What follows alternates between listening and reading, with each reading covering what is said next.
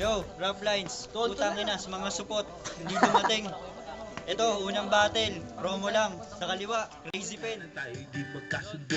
Ako yung kuya ng grupo at ikaw naman bunso.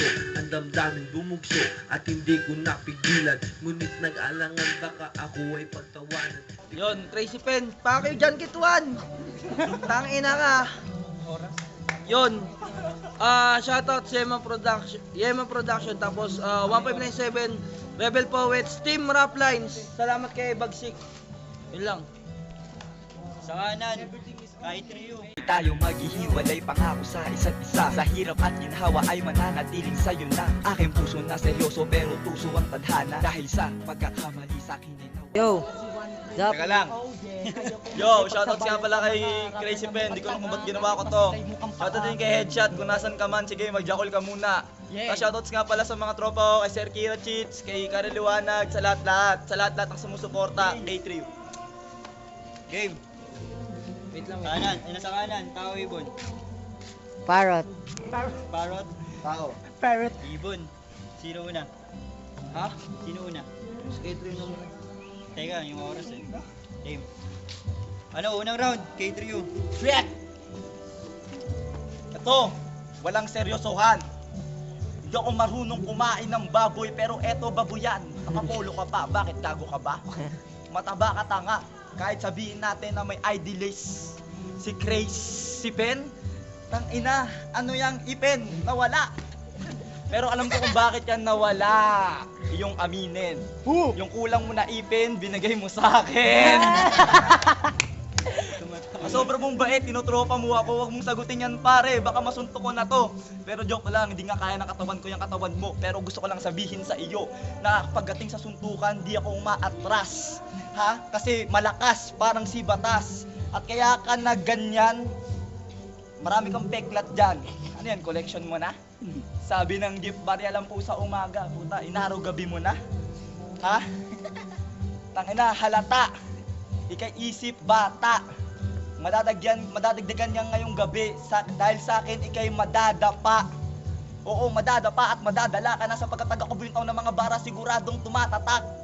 Mga bara ko talaga, oo, kahit na batak, hindi ako batak. Kasi yung mga bara ko, alam mo ba, masyado pumupunit, parang gunting. Sa sobrang classic na mga bara, hindi talaga makakilatis ng tambunting. Ganun ako kalakas, tingnan mo napatawa ko siya. Kahit na, sino pang sabihin na lumaban sa akin ay magmumukhang tanga. Kasi galing ako sa DTP, Desecrating the Panarchy. Alam mo ba yon? Time na, K3. Time. First round, Crazy Pen. Kalaban ko si K3U. Kalaban ko si K3U sa promo battle. Masama aking kutob. Oo, sa'yo napunta yung nawawala akong ipin, wala kang utang na loob. Kapal mo. Tapos, promo battle lang, lilinawin ko lang, wala sa amin dalawa ang naghamon. Anong puro peklat yung nasa ilalim ng pantalon ko, gago, balbon. Tayo na. Hindi ko lang ipinapakita yan kasi sanay ako sa pantalon. Hindi ako katulad mo. Dapat sa'yo, hinahagisan ng talon na matalim, yung talon ng agila, kung hindi mo alam yon. Ito, freestyle lang, alam ko wala akong nasulat, pero sa mga bara ko, si K3U pa rin yung magugulat. Alam mo, Joshi, ako yung joker na hindi mo kayang sapawan. Alam mo kung bakit? Tangina, sa itim ng balat ko, hindi na ako niyatablan kahit ibilad mo ako sa arawan. Batak na sa arawan, batak sa trabaho at hindi ako sa bisyo. Ikaw, batak ka sa trabaho pagkat hindi ka marunong maligo. Ha? Tapos nakasalamin ka pa. Ayan, kid. Feeling mo, porket nakasalamin ka na, feeling mo ikaw na ba si Balakid? Tangina. Ako yung Pilipinong mataba na mahilig kumain ng wak. Ako yung Pilipinong mataba kaya nakapolo ko kasi idol ko si Aftershock. Ako yung Filipino version ng Canadian writer na yon. Pero freestyle yung binabanat ko sa'yo ngayon. Ang buga ng bara ko matigas, parang tinamaan ka ng kanyon. Kaya naman ito, kalaban ko ngayon, tangina tutuhugin lang kita ng tinidor. Tangina, kakalad ka rin kita, ito ibabala dun sa kanyon. Saan? Sa koridor. Time. Time. Second round, K3U. Tutugin mo ako ng tinidor, tangina wala yan.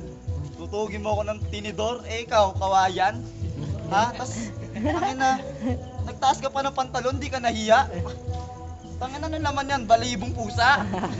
At kahit na magyabang ka sa akin, pare, ako grabe. Paano ko nasabi? Wala lang pare.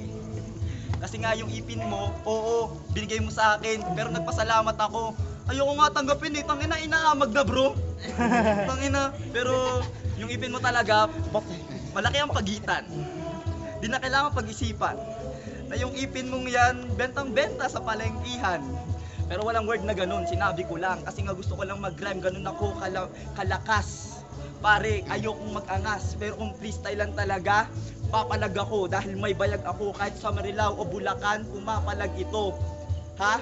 Kasi, oo, Joshi, bata pa lang. Alam nyo ba kung bago maging K3U, nahirapan muna si Joshi. Pumasok sa flip-flop bilang bata na newbie.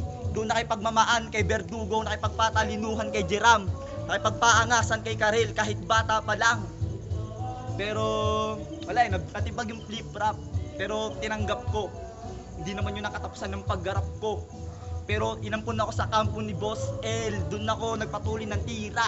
Nakipagsagupa kay Carlo, PK, Kelvin at Mongol unit na tira. Oo, nakatanggap pa ng pagkatalo pero di ako nanatiling mahina. At kahit ni isa dun sa mga MC binanggit ko, pustahan pa tayo, wala kang makaya. Ha? Ano ba yung sinasabi ko? Dapat headshot ko sinasabi to. Putang ina nung gago na yun. Ha? Pero ito pa pre, mas malakas talaga ako sa'yo. Kaya kong magbuhat parang si Target, ganun ako kagrabe. Mga bara ko sukat na parang Paranaque. Time. Time. Second round, Crazy Pen. Tangina. Ito lang. Alam ko na mas marami kang nilabanan or mas marami kang sinalihan na nalaban kumpara sa akin. Pero tandaan mo, huwag kang magugulat. Mas lamang pa rin ako sa'yo pagdating sa reference, freestyle o kahit sa sulat. Kasi yung level natin, parang ipin ko at ipin ni Midnight, malaki ang agwat. Ha? Gago. Kaya, wag mo ipagmalaki sa akin yung pangkat. Sapagkat, na sinasabi mong DTP, sarap type lang. Oo, sarap type lang, pero kaya kong pumaslang mapalive man o online. Tangina, huhugutin ko yung connection mo, pero hindi yung tinatawag na offline. Ha? Tapos, nakakatawa lang eh. Totoo lang, ito real talk, nakakatawa lang Boss Rangel. Sa Las Piñas, ang huli kong kalaban si JL. Dapat kalaban ko ngayon, gabi tangina mo si JK. Tangina, 0 ako. Ito, 3U. Kalaban ko si K. Ano apelido mo? Abad? K Abad na, dapat pangalan mo K Abad. Wala ibang talent kundi maghubad. Pero hindi ko kailangan mandamay ng babae. Hindi ko yung trip, tol. Kung ano mang gimmick bibitawan mo ngayon, hindi lulusot sa akin. Ako isang brick wall. I'm so sick, tol. Kaya wag ka na magpilit. Sa sobrang bobo mo, akala mo R&B singer, yung Neo Aspilets. Ha? Papasakit ko lang ang ulo mo dito sa ating lyrical brawl. Kaya tumawag ka na ng manggagamot. Ano raw? Medic call! Time! Time. Stop mo muna. Paano ba to? Yo, third round, K3U. Yo. Check. Hindi ko naman talaga to ginusto eh. Pero ba't nadadamay ka pa? Pag pinagsuot ko yan ng magagandang damit, mas gwapo na siya. Ha? At yung usapang reference, hindi porkit nag-reference, malakas na. Sadyang kailangan mo lang ng batayan. Huwag kang mag-asta-asta. Na magaling ka kung mga bara mo ay basta-basta. Talo ang mahangin sa katulad kong malaalabasta. Dahil ang aking sunstorm nagmula pa sa buwayang warlord. Ito ang art form, pinaglalaruan ko every meaning of a word. Ha? At ganun ako kagrabe. Ikaw yung mga sinasabi mo, paulit-ulit lang yung laman, parang Ferris wheel. Pag naka-side view, Daniel Padilla. Pag nakatalikod, Enrique Hill. Pero pag nakayuko, mukhang tao. Pag nakaharap, mukhang tinggi. Ganun ako nanggigigil sa mga tulad mo. At oo, ito na dapat mong tanggapin. Nung battle mo kay Headshot, di ko makita sa dilim. Ano yan pare? Anong balak yung maitim? Nag-iossi kayo? Bawalan dito na bro. Probinsya na to. Yo, at pabalik tayo sa sobra mong itim. Mukha kang liga na gangster. Akala ko tuloy si Headshot lumalaban sa voice recorder. Oh, kasi sobrang niyang lupit. Nung battle niya, nagmisto lang siyang lumulutang na damit. Ha? Kaya yun, dapat mo lang tandaan, magbago ka na. Katulad ko na. Nire-resolba kada lahat ng mga pinapasan kong problema. Oo, tama ka ng pruweba. Na oo, ako umaasa sa reference kasi matalino ako. Hindi ko kailangan magkabaya sa pakikipaglaban kasi may punto ako. Ganon, astig. Marami akong mali noon hanggang ngayon at lahat yun pilit akong ibinaon. Ilang taon bago tuluyang mamulat sa sitwasyong lahat ng tunay na astig gumahanap ng solusyon. And my point is that maraming miss sa aking mga hits. That's why I think some tricks naging unique sa game. Below the belt ang pain parang arthritis. Saying I'm astig. If recipients don't believe sa bias shit, maging open-minded. Sa akin ang present na parang Santa's gift. At ito pa, di pa ako tapos. Ha? Alam mo ba na ako yung isa sa mga makata na hindi pa nadidiskubre. Pareho lang tayo pre na nangangarap umangat. Pero kung gusto ko sa aking pag-angat, kasama kita. Alam mo yon at wala nang iba. Ikaw ang dahilan kung bakit nakapasok ako sa liga. At alam mo yon, marunong ako tumanaw ng utang na loob. Oo, tama ang yung kutob. Pero alam mo ba na wala tong samaan ng loob. Pinakita ko lang kung gaano ko galing gumanat. Ito ang dapat. Hindi porkit tropa kita kapag kalaban kita, hindi na ako lalaban. Ano yun, bulaan?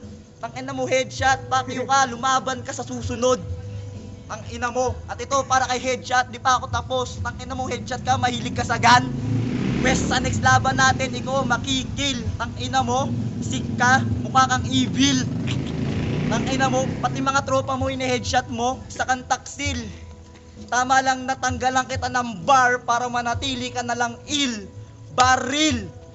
Ano, masakit, putang ina mo, ganun ako lumaban, nag-wordplay habang nakuwasak, ganun ako kalupit, putang ina mo, time.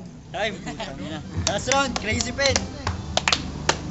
Ito, freestyle battle na magtropa, magkasama buong araw. So there's no such hate sent. Pero tandaan mo kay Trio, pag in-upload tong battle na to, this battle is the one that you would always repent. Pagsisisihan mo to. Pero hindi yung punto ko. Oo, magkaibigan tayo, pero hindi porket magkaibigan tayo kailangan na akong maging mabait. Tandaan mo, kaya kong kumitel pero hindi ko kaya maging mapait. Ha?